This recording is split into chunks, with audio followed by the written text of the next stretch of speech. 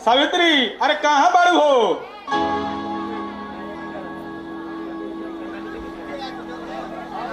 जी का कहतानी? अरे हम जाता नहीं तनी खेत में, आज हम तनी देरे से लौटम। ठीक बा जाई आ तनी सर से कर आईम, माल जाल खियावे के बेरा होई दुआर पर। ठीक बा, कोशिश करब कि जल्दी आई हम। ठीक बा जाई। लइका फइका बात कहाँ माना तड़ा सर?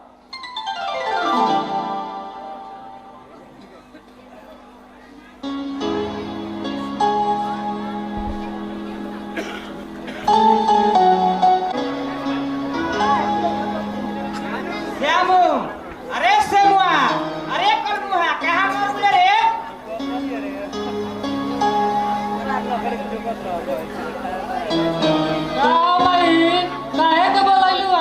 काहे के बोलैलू हा? हमरा से जमाल ना उतर रटुआरा।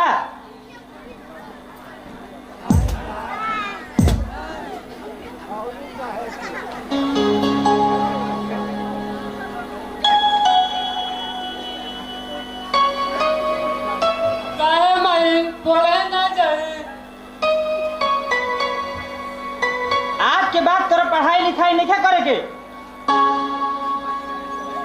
ठीक बा माई, तू जौन कहबू तौने करब। हमार बेटा हवे नु? हाँ माई, एमे कोनो शक बा? ठीक बा, ता हमरा सामने किताब कॉपी फाड़ के फेंक दे। ठीक बा माई, जब तारा यही में खुशी बा तो हम फाड़ के फेंक देतानी।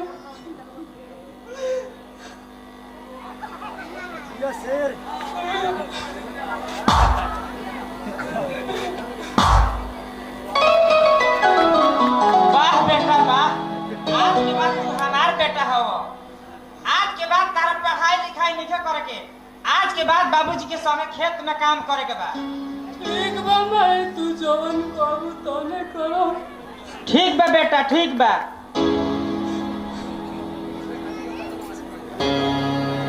फाड़ के फेंकबा ऐसे।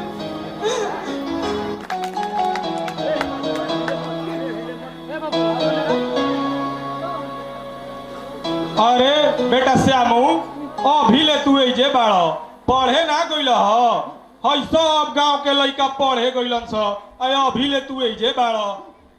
ना बाबूजी, अब हम पढ़े ना जाई। पढ़े ना जाई? ऊ काहे?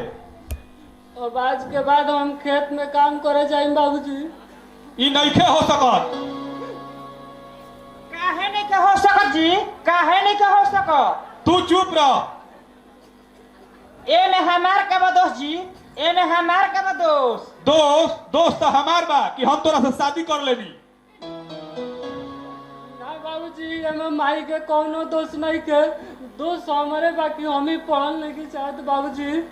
बेटा तो चुप रह। हम जानत बानी कि तोर पढ़े के मन बा, लेकिन तोरा कपार पर ई करक्शन नारी सवार बिया, इहे तोरा के पढ़े देल नहीं चाहत।